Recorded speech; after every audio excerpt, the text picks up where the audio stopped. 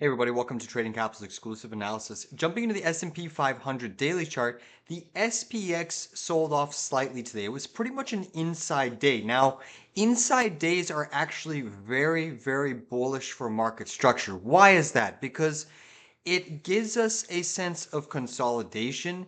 The market doesn't sell off, it doesn't get rally too high. Inside days are bullish for the overall uptrend. And we can clearly see on the SPX, this is one bullish daily chart and weekly chart. And yes, we've had an epic rally off of these tariff lows, and even just this recent consolidated flag pattern, we've had a substantial move from sub 6,000 on SPX all the way to a high of almost 6,300 on SPX. So inside days should be a blessing and welcomed by investors. Today, if you tried trading the major indices, at least the S&P 500 or the Qs, you got chopped up and out. There was way better options trades and shares trades in individual names. One that we identified in the pre-market for our members was this APH. We took some put options on APH and this stock absolutely cratered and broke down. We shorted around this 98.40 level and rode it all the way down to about 90, pierce of $97. So we profited handsomely. That was our A plus setup in the pre-market. Some spot on calls that we have also made lately is our financial sector pullback.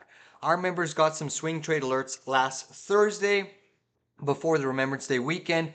We shorted a name like Citibank, acquiring some put options into the August 1st strike date and August 15th strike date, so we have plenty of time. Those contracts are up nicely. Today we pulled immense profits on JPM, closing our 290 puts deeply in the money, picking pretty much the near top. Then for some of the long options plays, look at this VKTX chart. I mean, is this not setting up for an epic potential breakout rally? Today you got this heavy volume breakout candle on the daily chart right off of your POC point of control.